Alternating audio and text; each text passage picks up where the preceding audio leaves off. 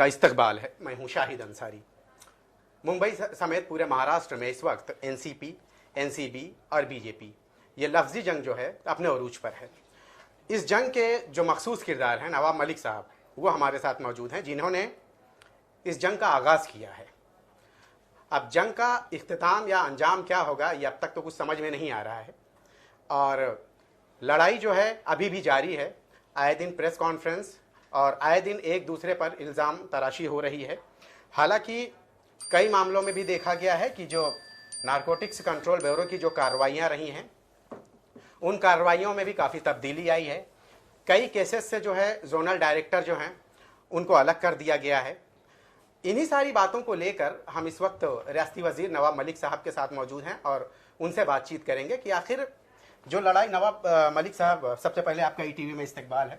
मेरा पहला सवाल है, यही सवाल मैंने समीर वानखेड़े से किया था कि इस लड़ाई का आगाज जो हुआ है इसका अंजाम क्या है और इख्तिताम कब होगा, खत्म कब होगी। वही सवाल मैं आज आपसे कर रहा हूँ कि जो महाज छिड़ा है, इस महाज का अंजाम क्या होगा और इख्तिताम कहाँ होगा, खत्म कहाँ होगा। ये देखिए, लड़ाई मेरी किसी शख्स से मखसूस के खिलाफ नहीं। ये लड़ाई जो इस शहर में नाइंसाफ़ी हो रही है, बेगुनाहों को जेल में डाला गया, बड़े पैमाने पे इस शहर में वसूली शुरू हो गई, और ये लड़ाई मेरी नाइंसाफ़ी के खिलाफ है। पूरे डिपार्टमेंट को दुरुस्त करना जी। और जिन लोगों ने नाइंसाफ़ी की है उन्हें पूरी तरह से कानून के कटघरे में खड़ा करके उन्हें सज़ा दिलाना। जब तक सज़ा उन्हें नहीं मिलेगी लड़ाई ख़त्म नहीं होगी। इस लड़ाई में आपने जो निशाना बनाया है, पहला निशाना आपने नारकोटिक कंट्रोल ब्यूरो को बनाया। 26 केसेस की आपने फहरिस्त रखी है, और एक दो नहीं बल्कि उन 26 केसेस को आपने ये कहा है कि एक भी केस सही नहीं है, ये बोगस है। कैसे आप इल्ज़ाम लगा सकते हैं कि ये 26 के 26 केस बोगस हैं? 6 केस से भले हटाया गया है, लेकिन ये पूरे 26 केस आप किस हिसाब से कह रहे हैं? मुझे जो खत आया है, जी।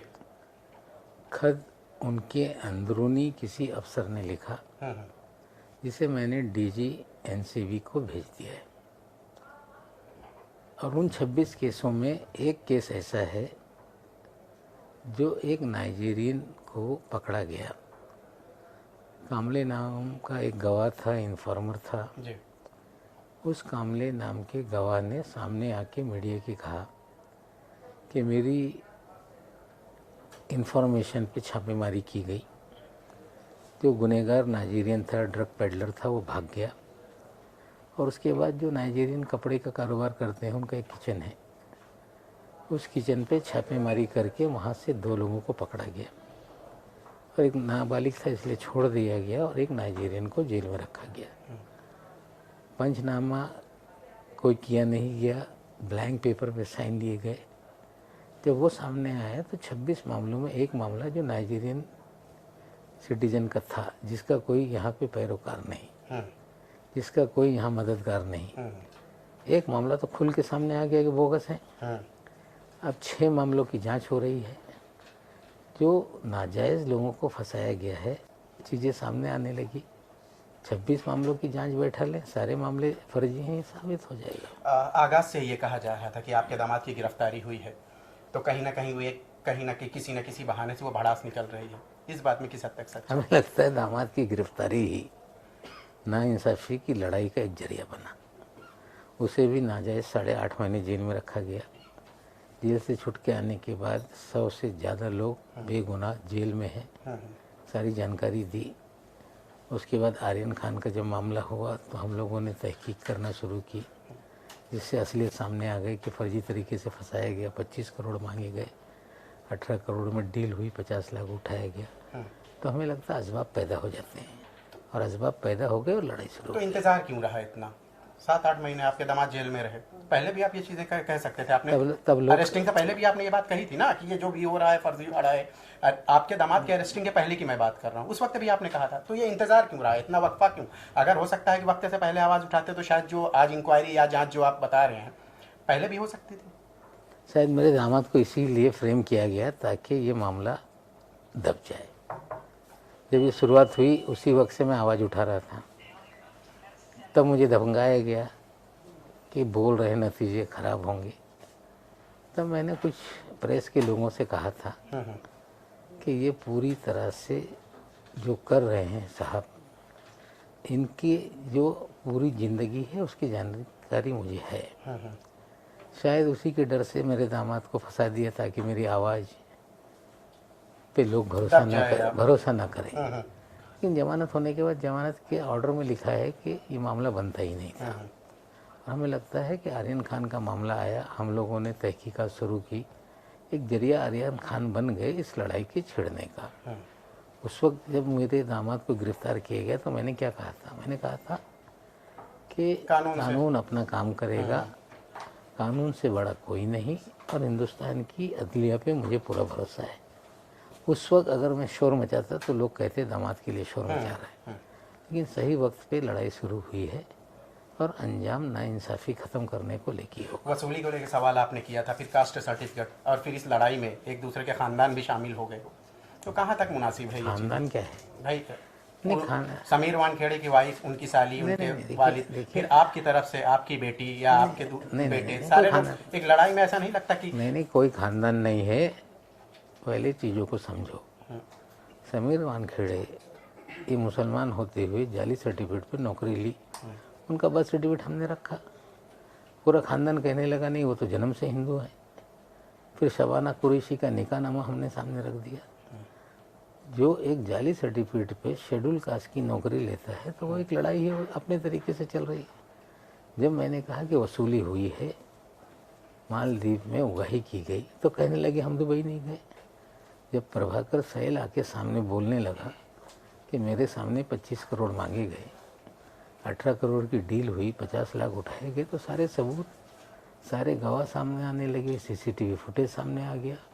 तो हमने जो इल्ज़ाम लगाया था कि उगाही हो रही है, उसके सबूत धीरे धीरे सामने आने लगे।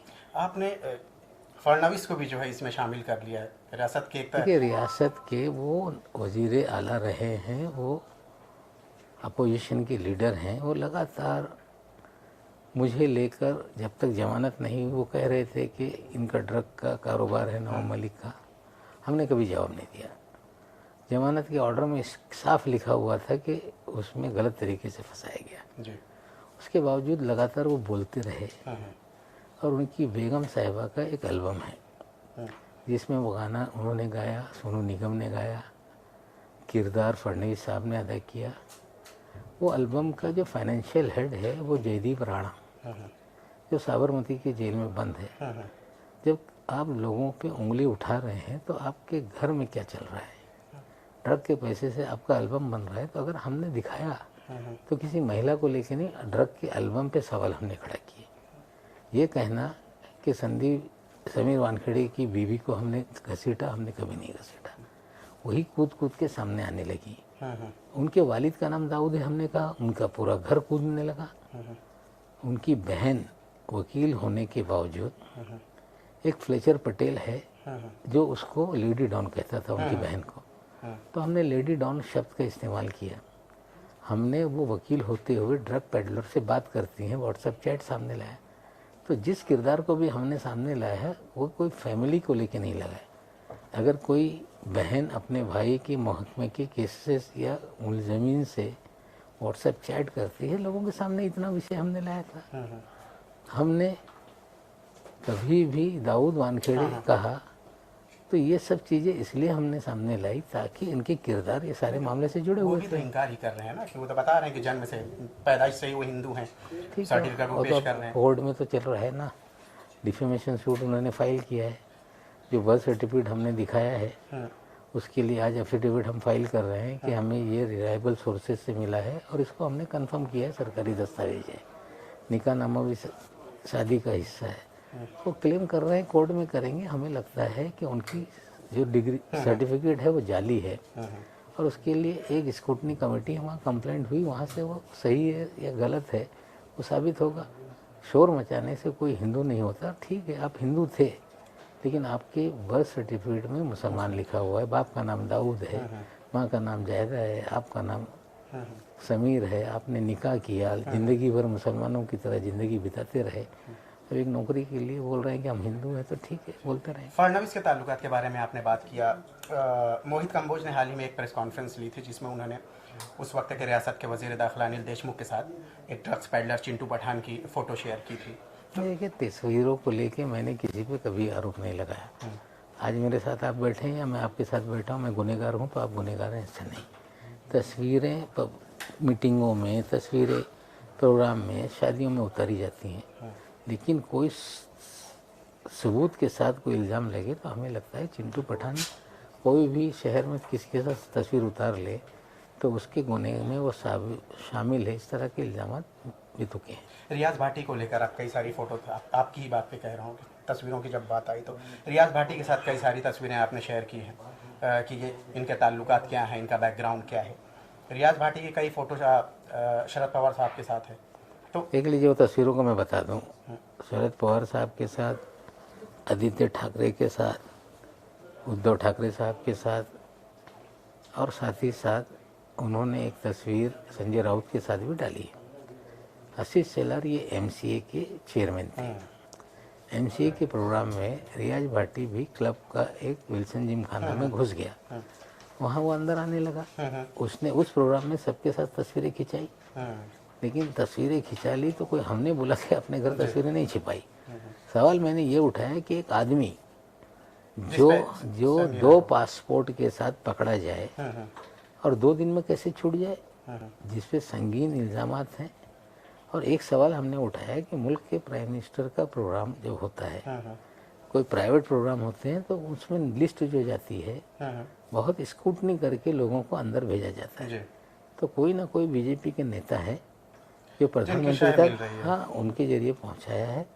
वो क्रिमिनल है, उगाई का धंधा करता रहा, सारी चीज़ें चलती रही। सवाल हमने उठाया कि ये प्रधानमंत्री के तक कैसे पहुंच गया, वहाँ तक 2 दिन में जाली पासपोर्ट में कैसे छूट गया, सवाल हमने उठाया। हैदर आजम को लेकर, उनकी जवजा को लेकर भी आपने सवाल, जिस तरह से बाकी इल्ज़ामात लगाए, वहाँ पे भी एक ये हो गया कि भाई बांग्लादेशी हैं वो, और इसमें भी बीजेपी का हाथ है। किसी ऑफिसर का भी जिक्र हुआ है इन सारे मामलों में जो बचा रहे हैं। मेरी जानकारी है मुख्यमंत्री कार्यालय से बचाया जा रहा है। उनकी बेगम साहिबा ये बांग्लादेशी हैं। उन्होंने जो कागजात दिए पासपोर्ट के लिए 24 परगना वेस्ट बंगाल में, वो जांच के लिए गया, वहाँ से रिपोर्ट आई कि ये फर्जी है और गिरफ्तारी होने वाली थी। सीएम साहब के कार्यालय से उन्हें बचाया गया। ये सच्चाई है। अगर किसी बांग्लादेश के नाम पे भारतीय जनता पार्टी उधम मचाए हुए है और जिसे अब मौलाना आज़ाद फाइनेंस कॉरपोरेशन का चेयरमैन बनाते हैं, उनकी अहलिया बांग्लादेशी हो, आप उसे बचाने का काम करें, तो इससे संगीन गुना कोई हो नहीं सकता। इस मामले में मुंबई पुलिस के स्पेशल ब्रांच की रिपोर्ट भी है, बावजूद इसके अब तक मामला दर्ज नहीं हुआ। वजह क्या रही है? अब होगा, जब चीज़ें हमने खोली है तो होगा। एक सवाल है कि जिस तरह से आपको कहा गया है, आपके भी अंडरवर्ल्ड से मरासिम, कुछ प्रॉपर्टीज़ आपने खरीदी है औने पौने भाव में, ये देवेंद्र फडणवीस का इल्ज़ाम है आप पे। क्या नहीं लगता कि एक रियासती वजीर पर ये इल्ज़ाम संगीन है? ऐसा है कि मैं जहाँ किराएदार हूँ, जिस ज़मीन की मालकाना हक मुनीरा पलम्बर वाला मुझे देना चाहती हैं, वो अपने पावर ऑफ अटॉर्नी के जरिए मुझे उन्होंने एग्रीमेंट करके दिया। पावर ऑफ अटॉर्नी कोई भी क्रिमिनल नहीं है। हाँ, एक जो है सरदार वली खां, जो 300 मीटर पे जिसने अपना नाम चढ़ा लिया था, उस ज़मीन पे वो मुनीरा पलम्बर के वॉचमैन जो वहाँ पे 70 साल से थे, उनका बेटा है। अगर कोई प्रॉपर्टी हमने ली, कोई नाम अपना चढ़ा लिया होगा, तो उसे पैसे दे के अगर हमने लिया है तो इससे अंडरवर्ल्ड से संबंध है। इस तरह का बेतुका इल्ज़ाम वो लगाते हैं, राय का पर्वत बना रहे हैं। और हमें लगता है इस तरह से इल्ज़ाम आयद कर देने से नवाब मलिक की जो एक तस्वीर है वो दागदार हो जाएगी। 62 साल इस शहर में हम हैं। वो तो 1999 में इस शहर में को देखने को आए। 1996 के पहला चुनाव जब हमने जीता था, उसी जगह से हमने जश्न मनाया था, वहीं से कार्यालय हमारा बना था। वहाँ हम किराएदार थे। अब ये कहना कि जो किराएदार उसमें पैदा किए गए वो फर्जी है। आज भी लोगों ने देखा कि वहाँ पे सारे झोपड़पट्टियाँ हैं, लोगों ने देखा वहाँ इमारतें हैं। तो हमें लगता है बेचारे परेशान है। जो लड़ाई छिड़ी हुई है, जिससे पूरी बीजेपी जो महाराष्ट्र की है वो परेशान है, दाग लगाने की कोशिश कर रही है, लेकिन दाग लगाने से किसी को दाग लग नहीं जाएगा। आखिरी सवाल है मेरा, जैसा मैंने इंटरव्यू की शुरुआत में पूछा कि आगाज़ हुआ है, अंजाम क्या होगा, इख्तिताम कब होगा, कब ख़त्म होगी ये लड़ाई? जो इसमें नाइंसाफ़ी करने वाले लोग हैं, जब तक उन पर कार्रवाई नहीं होगी, लड़ाई ख़त्म नहीं होगी। बहुत बहुत शुक्रिया हमसे बात करने के लिए। तो ये थे नवाब मलिक साहब, जिन्होंने अपने ख्यालात का इजहार किया। आए दिन मुंबई समेत पूरे महाराष्ट्र में 3 बजे ये उसका जो है। एक दूसरे के 3 बीच बजे की जो उसका लड़ाइयाँ हैं, ये लड़ाइयाँ अभी भी जो उसका है रिकॉर्ड ऐसा कर लो, नहीं फिर है कि करो ये कम ना। हुई, बल्कि और ज्यादा हो रही हैं।